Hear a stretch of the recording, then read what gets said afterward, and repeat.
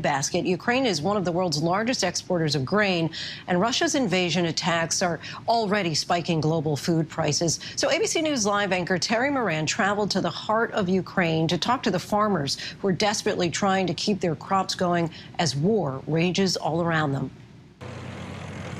As the war in Ukraine grinds on and the human toll mounts, there is another humanitarian disaster looming, a global food crisis. Food prices around the world are already rising at the fastest pace in history, and it could get worse.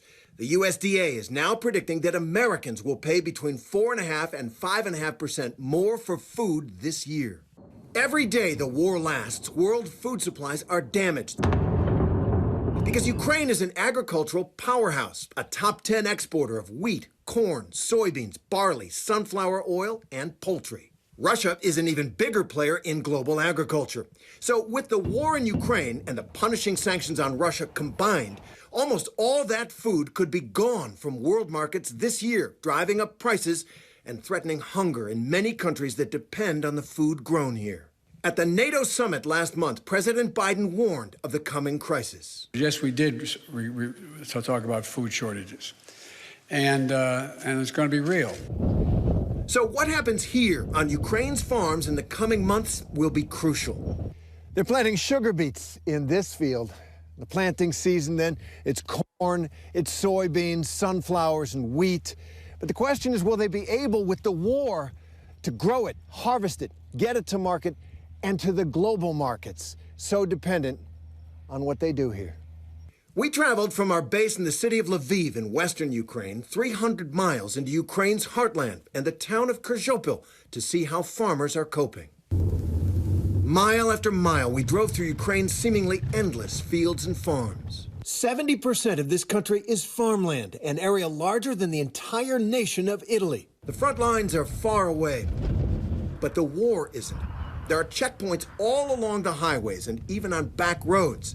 A billboard in English on the outskirts of a city. Russia is killing our children. And in a tiny village, a scene from another era. 68-year-old Zina Borodai washing clothes in the river the old way, scrubbing them on the rocks. She tells us her grandson Maxim, whom she raised, is in the army, and she worries, of course. How do you think this will end? We just hope for peace, she says. Let us pray to God for peace. Not far away, we're back in the 21st century. You are very high tech.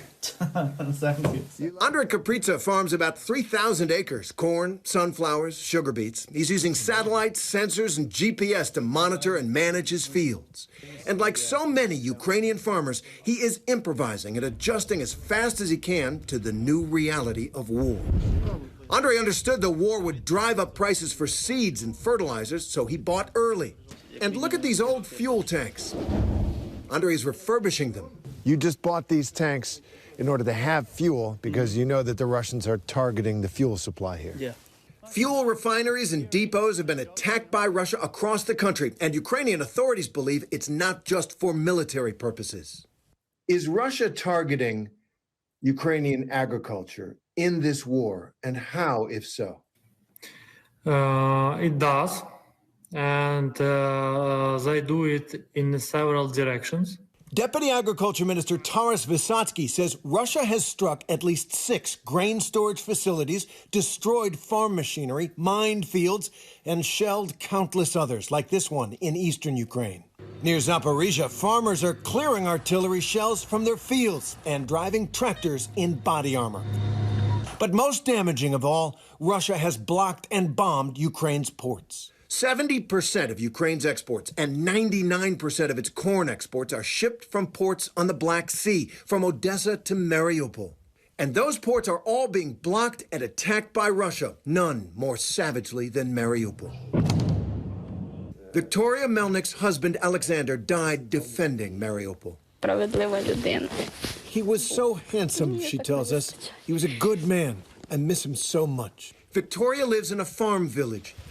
She's 21. Her baby boy, Marak, is 6 months old. Through tears, Victoria tells us Alexander's body remains in Mariupol, unable to be evacuated home because of the Russian siege. I just wish that no other mother, sister, wife, or daughter would ever experience this kind of grief, she